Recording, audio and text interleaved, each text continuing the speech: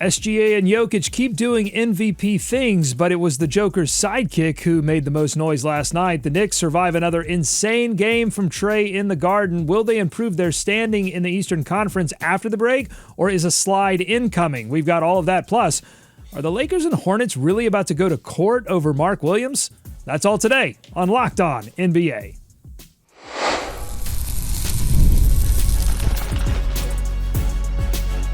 You are Locked On NBA, your daily NBA podcast. Part of the Locked On Podcast Network, your team every day.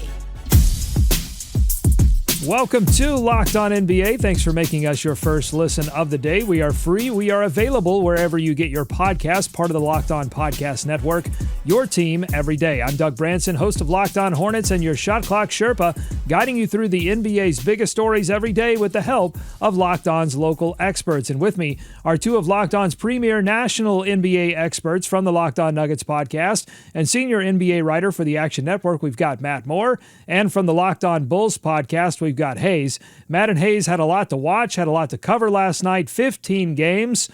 Before we kind of dig into some of the bigger subjects, I'd just like to know from each of you, what was your favorite number, your moment, your player from last night's 15-game buffet? Hayes, we'll start with you. I don't know if it's my favorite, but it is one that's shocking and stood out. Paul George, 2 points. Very, very telling there. What a hater. All these great performances. And Hayes is like, you know who sucked last night? Once a Clipper, always a Clipper in Hayes' mind, I guess. All right, Matt. I can't choose because Kyrie's is always, whenever he goes off like that, it's so spectacular, right? Yeah. But Jamal Murray had the entire bag going, like 55, dropped a double. Anytime I get to say double nickel and remember the legendary Spike Lee commercial, I take real joy in that. He had the entire bag going. How about Trae Young with 19 assists last night in an overtime game versus the Knicks where they just came up just short? That was phenomenal. I mean, like, it was just a really great night of hoops overall, and it was a really nice way to go into the All-Star break. And speaking of haters or hating, you had those two teams going at each other, the Knicks and the Hawks, at the end of that game when they missed the opportunity to go ahead there in overtime. And then you had Jamal Murray with some hate for the way that he got ejected in the last time they played the Blazers. A lot of talk last night. It was fun to watch. And actually, that was a great primer for this episode because we're going to dig into all of those subjects. But first, we have to talk about Oklahoma City, their crazy comeback against the Miami Heat. They overcame a 21-point deficit to defeat the Miami Heat 115-101. They were trailing by 10 points entering the fourth quarter. The Thunder unleashed a stunning 24-0 run, highlighted by 6 3-pointers, including 2 each from SGA and Isaiah Joe. Let's go to Locked On Thunder's Rylan Stiles, who is joined by Brandon Rebar to discuss that game. The team deserves a lot of credit, as they have all year, for continuing to fight, continuing to scrap and claw their way back into games whenever they start this way, which it's rare to start this way anyway, but they've proven to you that they have the endurance to overcome adversity like this, and they have the ability to make adjustments on the fly and figure out how to tap in, how to bring energy, how to create momentum, how to lock in defensively. I don't think we are kind of appreciating like how historically elite this team is playing, like the net rating being the best of all time, like this defense, being one of the best of all time. Shea having an all-time season for a guard. Right now they have the scoring leader, the MVP front runner, and they're number one in a stacked West by like 9 games. Like what they're doing right now really is special.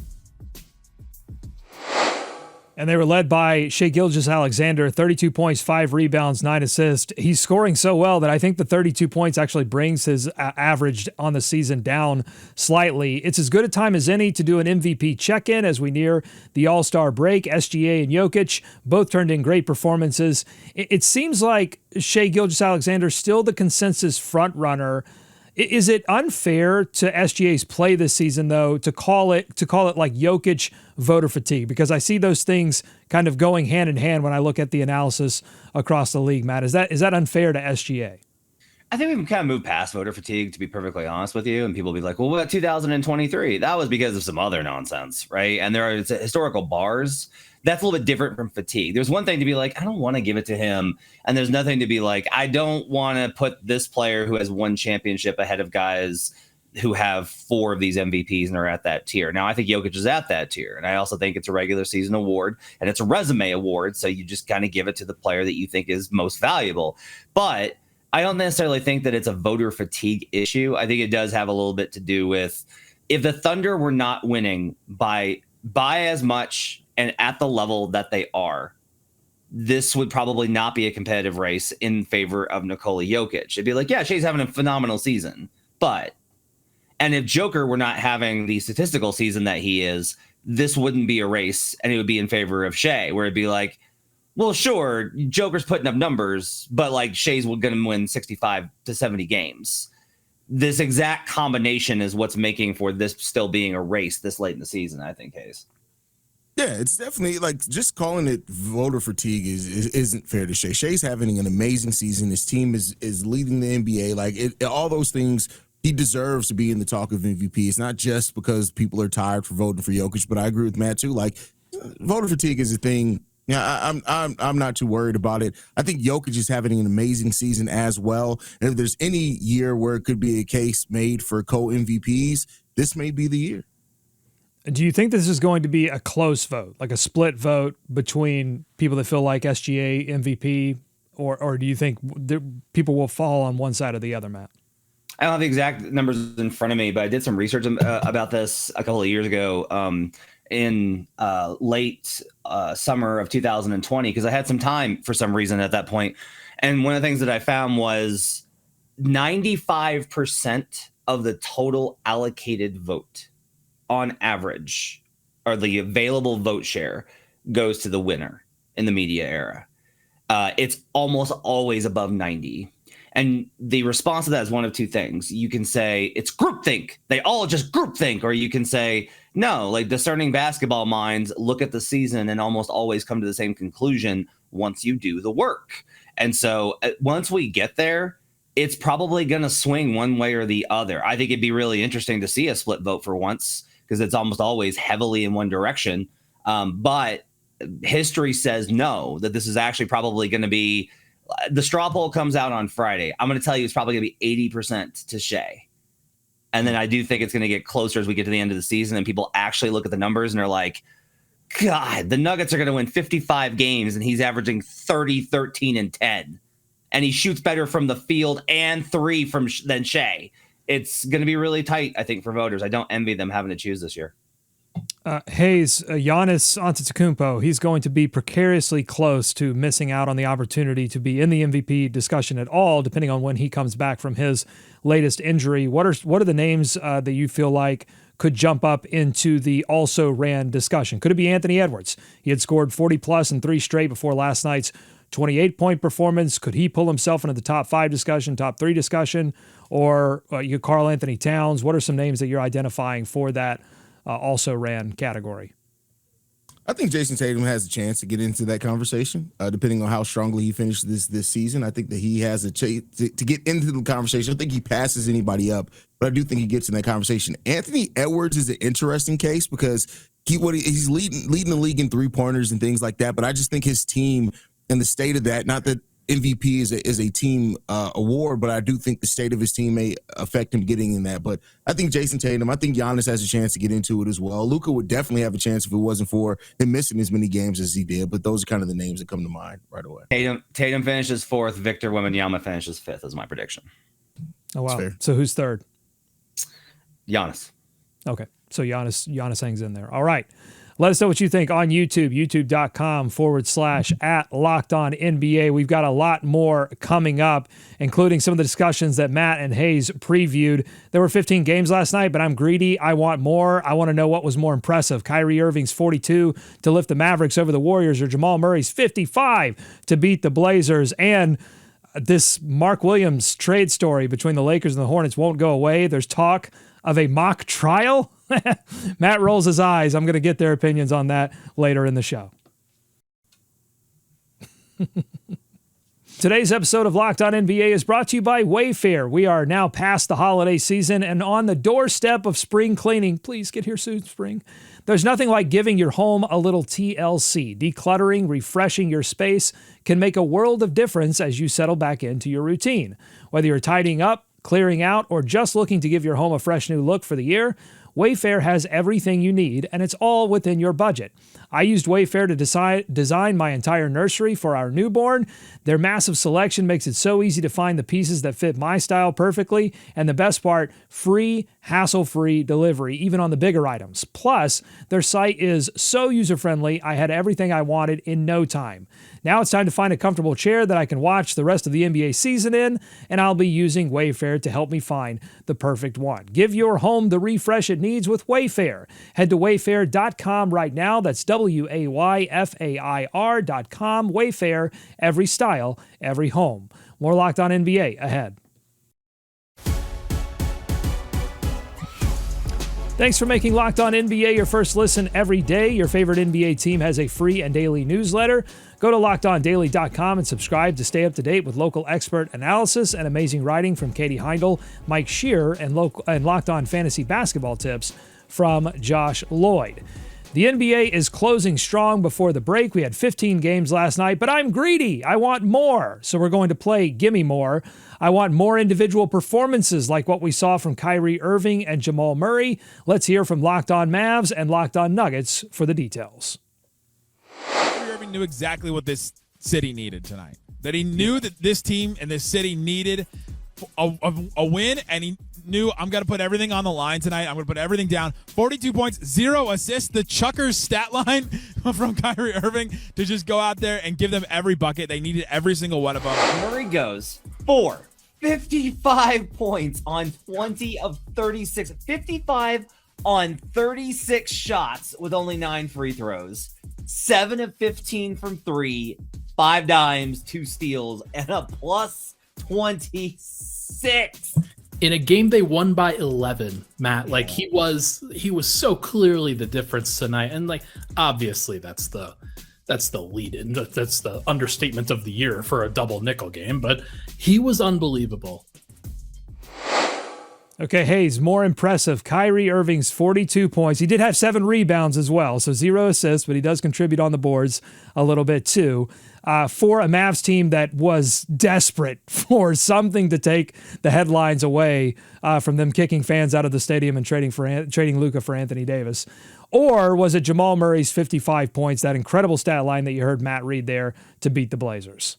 Jamal Murray's stat line. I think if you're talking about in-game, it's Jamal Murray. Of course, if you're talking about storyline and what the city and the state of the franchise, you can make a conversation for Kyrie Irving there. But Jamal Murray, plus 26, 55 points, 5 assists, 4 rebounds, 2 steals. Like, he was all over the place last night. And Jamal Murray is just, he gets on these heaters periodically. In this team, with Jokic still having a triple-double in this game as well, I'm going to go with Jamal Murray.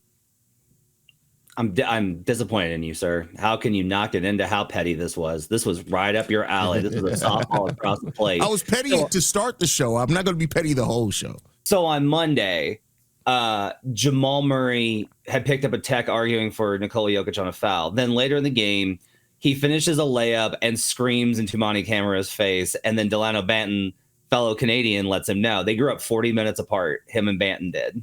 In Canada. They're chirping at each other. Jamal gets tossed because he won't let it go. So he gets tossed. Then he comes back out here tonight and he drops this 55 and lets everybody know about it. My favorite part of last night's show was this. The Blazers effed around and found out. That's good. Man, I mean, some of the shots that Kyrie Irving hit, the heat checks that he put up and knocked down were truly incredible. So I fall a little bit towards Kyrie Irving. Plus, although the Blazers have been playing better, the competition, I think, certainly a little bit better. With the was a lot tougher there. I agree. Matt, how do the Nuggets make sure that Jamal Murray is this mad at every opponent as he was at the Blazers?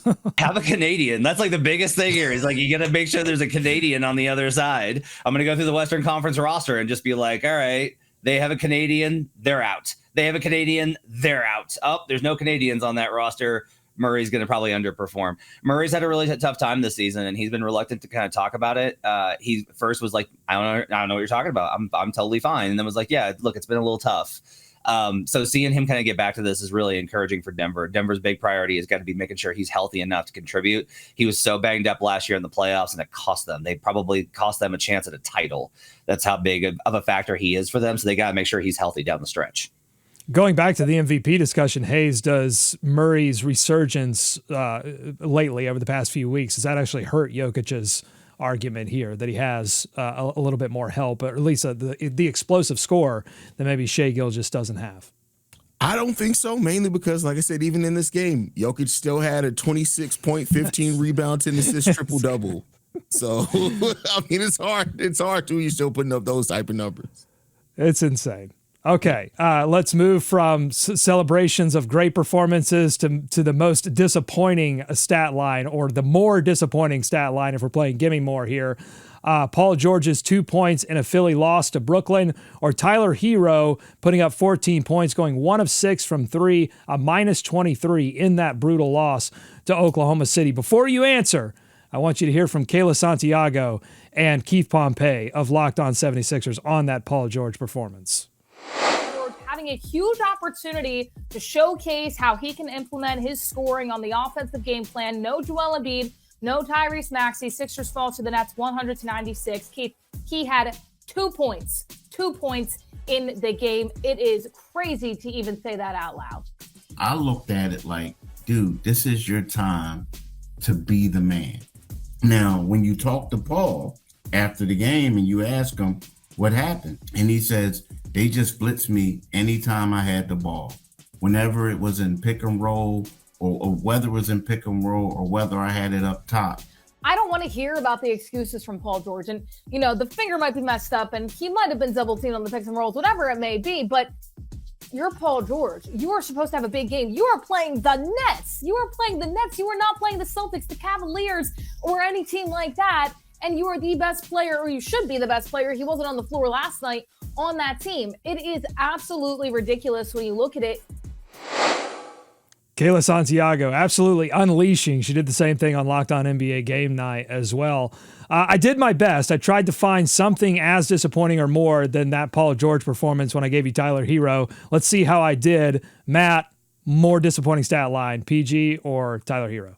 You tried, but come on, man. It's PG having 2 points, and it's a bummer, man. I've always liked PG, both as a player and a person. I think he gets a bad rap. I think he's a guy that's been about the right things for the majority of his career, and he just hasn't been able to perform. And seeing this kind of go down this way it just sucks. And I don't know what this means. I don't know whether he's cooked. I don't know where to go with this, but it's just really depressing if you're a Sixers fan to have looked at the promise of the process and then to be here, like how excited they were for their first playoff appearance to where we're at now. I've got a lot of sympathy for Sixers fans, and that's not a sentence I say a whole lot.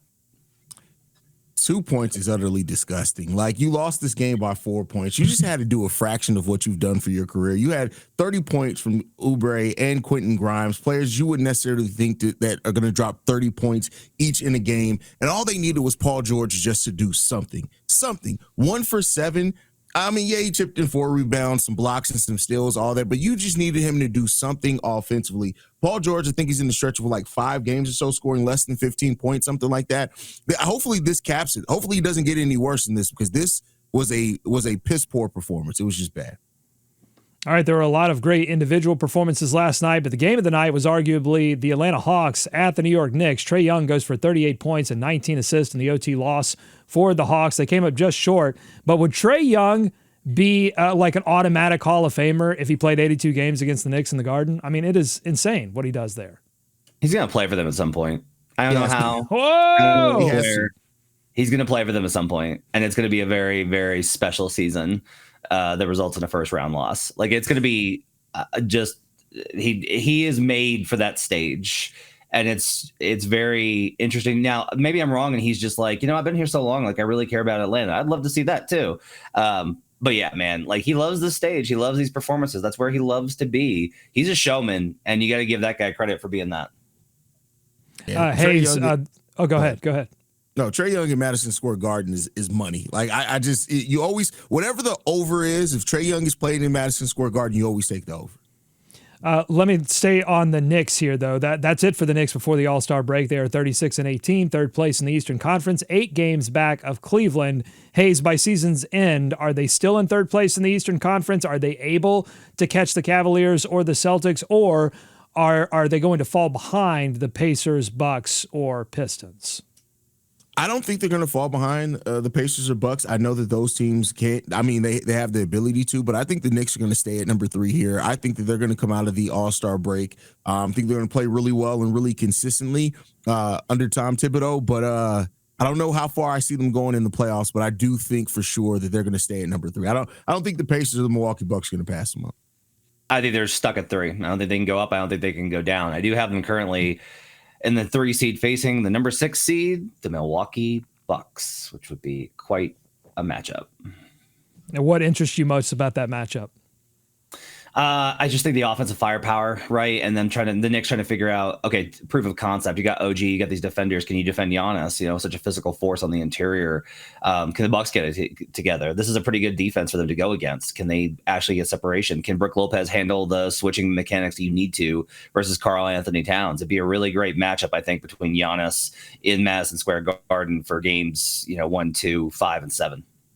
And the Bucks got a tough win over the Minnesota Timberwolves, 103-101. Without Giannis, Kyle Kuzma, 19 points, 13 rebounds, and he went 0 for 3 from 3, so he wasn't even contributing there, but he was 7 of 14 from 2. So that will be interesting to monitor.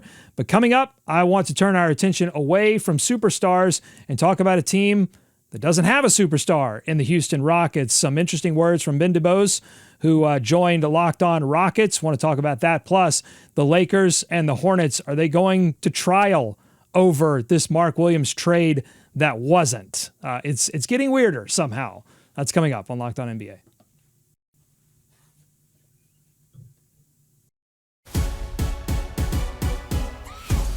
Thanks again for making Locked On NBA your first listen every day. The Houston Rockets got an important win last night over the Phoenix Suns, and they have an opportunity to take a 3-game winning streak into the break if they beat the Golden State Warriors tonight. Houston has fallen back to 4th in the Western Conference, and questions are swirling about how competitive a team they can truly be in the postseason with a roster full of potential stars. Let's send it to Locked On Rockets, who talked to Ben DuBose about what it means to play without a true superstar. Still waiting for an all-NBA level player, that Anthony Edwards type. I don't think it's a shot at Şengün to say he's not at that level yet. Neither is Jalen Green, neither is Amen Thompson. They're hoping that one or more of those guys, or perhaps one of the other 4 young guys in the core 7, develops into that caliber of player, but none of them are quite to that level just yet. When you have a player like Anthony Edwards or like James Harden a few years ago here in Houston, one of the really useful things about having a player of that caliber is that it can cover up so many other weaknesses when you have those moments of individual greatness. Whereas the current Rockets, when you take a couple of links out of the chain, Fred VanVleet and the organization limiting turnovers, Jabari Smith with the defense and the rebounding. The Rockets have been one of the worst defensive rebounding teams in the NBA since losing Jabari at the beginning of January. And so when you don't get rebounds, it takes away from your ability to defend at a top 5 level, which was the foundation of this team for the first 2.5 months. Matt, do the Rockets have a future A1 player on the roster now, or are they going to have to give the Suns all their picks back to chase a Devin Booker or a KD? Both. They're going to give all of their picks back to Phoenix for Booker, but they have a 1A. It's Amen Thompson. Amen Thompson is the guy. Like, it's him. That's the dude. He is flash at various points the finishing ability. That shot, I believe, will come around. There's nothing wrong with the mechanics. It's not broken. He'll get there from that range. He's got the kind of mentality late in games that you want to see from a guy. He's a phenomenal playmaker. The athleticism that he shows on defense is going to translate to the offense. You're already seeing that. Amen Thompson is their best player right now. He is their best player right now. And in time, he will be their superstar, but they'll probably go out and get an offensive guy that will take the most. Think of this as, okay, these are big names, but KG was not the leading offensive force for those Celtics. It was Pierce. They need to go get a Pierce to go with Amen Thompson, who's their KG. I don't know if I see a man in the same light that Matt Moore does. I mean, he's a very talented player. Is he going to be an A1 player, though? I don't know. I haven't seen that yet. Yes, he's an amazing athlete. What he brings defensively, he brings a lot of just skill, raw skill to the court. But I think they're still going to need that guy that is going to go isolation, that guy that's going to put the team on their back in close and tight situations. So I do see them eventually going out and getting that guy, and I'm perfectly fine with them not having done it up until this point. You see what you have in these young players. You got a lot of assets and players that other teams are going to be interested in to go out and get your star. And I think the Houston Rockets are going to probably do that this offseason. Okay, final topic here on the show. The Charlotte Hornets are challenging the Lakers' decision to rescind a trade for Mark Williams on medical grounds, pushing the NBA to hold what ESPN's Dave McMenamin described on Rich Eisen's show as a mock trial, where both teams will present their cases to the league. There's little precedent for this beyond a similar dispute in the late 80s. The commissioner then was David Stern. The commissioner now, Adam Silver, could ultimately decide whether this trade stands or gets overturned. Matt, we are sort of careening into the absurd here. What do you think about all of this? I'm reminded of a story I heard about professional wrestling, where there's this thing called Wrestler's Court, where like the Undertaker for years had to settle disputes in the locker room. Is that what we're going to do? Like, why don't we just have Draymond Green do it? Let's just do that. Maybe they can fight. Maybe each side will send a contestant into the arena and they can battle for the right for this inconsequential trade to go through. What are we doing? Why are we doing that? I understand there are ramifications for both teams. I understand it. Things happen. You have to be able to handle your own situation. If you're right and Mark Williams is healthy and he plays well, he'll still be tradable later. Someone will make a different evaluation on his long-term injury conditions. Trying to foist him onto the Lakers because they agreed to it, because the Lakers didn't do their intel work, is simply wasting everybody's time. This is insulting to everyone. The NBPA should be firing off letters left and right here for all of the nonsense that the NBPA disputes from time to time. This is something they actually need to fight for, because two of their guys, Dalton Connect and Mark Williams, are getting screwed here. It seems like something my 11-year-old son would come up with as a way to fix disputes.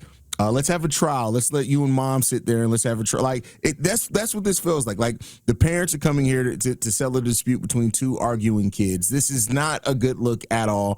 And I didn't even know this was something that's possible. Like I love that it hasn't happened since the 80s, but like it should not get this. There's no reason why it should get to this point at all. And this is a black eye on the league, and hopefully it gets resolved. It is what it is. It would be funny to see though if the decision is that the trade needs to go through still, and that's what Adam Silver decides, because at that point, like, what do you do? Like, that neither team wants you. I don't know. It's weird. It's just weird.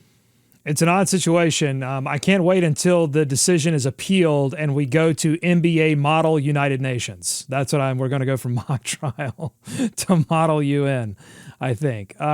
Meanwhile, speaking of Adam Silver, he had to remind everyone recently that the NBA isn't a fantasy basketball league and he cannot veto trades, like, for example, the Luka for AD trade. Matt, is there any greater sign that the Mavs messed up real bad than the commissioner of the NBA reminding folks that he cannot veto trades? When you went to Rob Pelinka and he was like, wait, really? That should have been your first sign. When you went to ownership and they were like, good one, that should have been your second sign. It's so bad. I am glad that Silver's commenting on this, because there is they let the CP3 trade go. The league owned the Hornets. The league at the time owned the Hornets. That's why they were able to veto that. The other owners were able to influence that decision because they represent the league, and so they also own the Hornets. That's why that Chris Paul trade got rescinded. This is a totally different deal. You have two consenting actors here that voluntarily entered into this deal, and you have to live with the consequences of it. There's nothing he can do. But yes, when Adam Silver says this, Nico Harrison should be like, I'm starting to think that maybe this deal wasn't as good as I thought it was, as he deals with death threats.